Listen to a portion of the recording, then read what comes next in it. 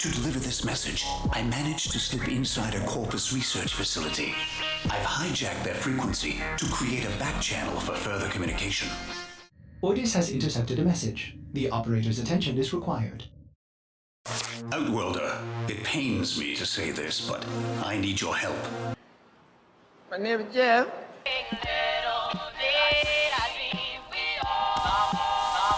Hello fellow Tenno and welcome to FrameThoughts, the one and only place where by using science, theories, pixel measurements and every other tool we can get our hands on, we uncover Warframe's deepest secrets. If you aren't aware yet, last night Warframe's official Twitter account started acting a bit strange. And when that happens, we know from experience that it's time to pay attention. This time it started contacting its partners and granting them exclusive access to a Discord full of new information and a start to an ARG quest just before the launch of Fortuna in early November. If you've never heard of an ARG or an alternate reality game, it's a community-wide quest, where DE sets a narrative and via hidden clues, we as the community must push the narrative forward. These sorts of games are really fun, as they require you to think fast, smart and creatively, all at the same time. Now when I say that the Warframe Twitter contacted its partners, well, I mean only a few of them, which may not have included me. I mean, come on! Who here has a channel that's entirely dedicated to speculating on future quests, to the heights of Fortuna objects, to the actual speed of fold?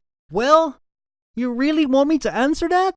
I mean, I might as well start doing build videos at this point. Anyway, I did find my way in there eventually, and what I found was a crazy amount of new information, revealing more about Fortuna than ever before. So whilst they're doing whatever it is they're doing in that Discord, I figured I would take this new information to look at Fortuna itself, learning how this landscape came to be, who its inhabitants are, and what our goal will be 2 weeks before it even comes out.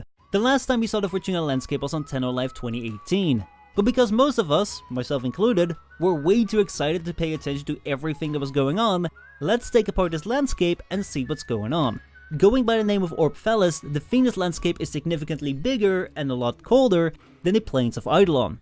On first impressions this might seem a bit off, as Venus is in fact the hottest planet in our solar system, with temperatures up to 484 degrees Celsius and 900 degrees Fahrenheit. But for advanced terraforming systems left behind by the Orokin, a small section of Venus has been cooled down to make it barely habitable, and that's where Orphelis resides.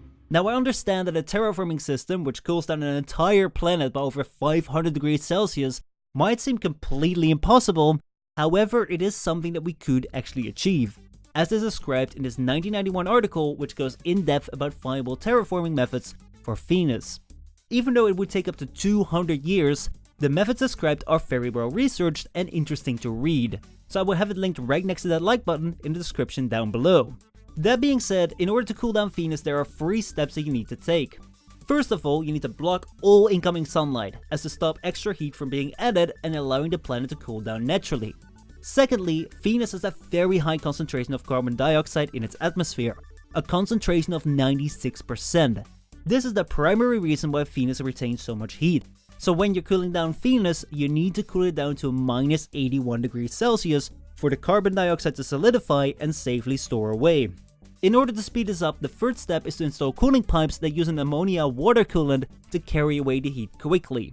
Crazy enough, all these steps can be found back in the Fortuna landscape. As we first walk in, we see the cooling pipes in the distance.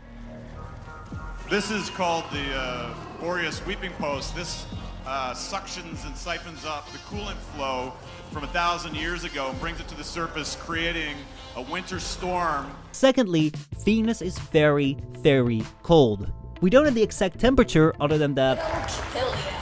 So either it's going through or recovering from the process to cool down the CO2. But finally, we have the most important step of all, the blocking of the sun. This is a crucial step, because without blocking the sun until a majority of the CO2 is gone, setting up cooling installations is just a meaningless effort. Honestly, I really didn't have high hopes of finding traces of a sun blocking system in the game.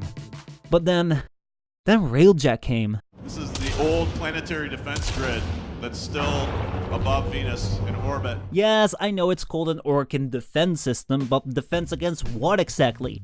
The Orokin were ruling supreme, and we haven't seen any of this on any other planet yet.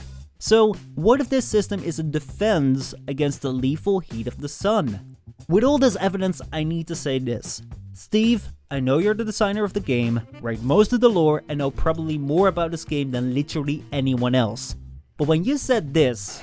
So, the surface of Venus is, around 900 degrees Fahrenheit, as we know it. But of course, Warframe takes place in a far different, far future world, so... You were wrong. Venus was, and still is, very, very hot. Just not this area here. If you don't want to believe me, believe the people that live there. Believe the Solaris. The old Valis was a firestorm when we arrived. So who are the Solaris? Who are these people that we've seen popping up in relays and wrote Warframe's national anthem? Well, thanks to the business reaching out to us, we got to know a lot more about them and their history. The Solaris were the very first people to set foot on Venus after it was abandoned by the Orokin. They have been the ones that initialized the terraforming and, according to Unico, paid a very high price for it, since working in extreme conditions like heat and cold is very harmful to a living creature. Slowly but surely though, the climate changed and became somewhat habitable, but then Nathaniel and the Corpus came in to take over. The Solaris put up a resistance under the banner of Solaris United, but Nathaniel had a tactic that was better than brute force: the power of debt. Immense debt to Nathaniel now forced the Solaris to work until their endless debt is paid off, and when they fail to meet standards, they risk being disassembled for parts, a process known as repossession. But then how did Nathaniel do this, you might ask? Why would the Solaris go into debt with their aggressor and then work for them? Well, it is a question I've been stuck with for a very, very long time. The fact that they are body augmented has to play a part in it. However, almost all of them have their heads replaced, which actually makes very little sense in body augmenting, as the human brain is still superior to any computer, whilst human limbs are far weaker than any machine. But then the Biz told us, the Solaris need cybernetic upgrades to protect themselves from the hostile Valis climate. This honestly makes so much sense that I don't even know how I never realized. When dealing with cold environments, the first parts of your body to suffer are your outermost parts. Your body automatically lowers your blood circulation to keep most of your heat inside your core, where there's more mass to hold it and more vital organs to protect. So when working in extreme cold conditions, of course, the head is one of the biggest weaknesses of a Solaris. Then, considering the fact that losing your head means the complete end of your life, going into debt for a head replacement doesn't look like such a bad alternative at first.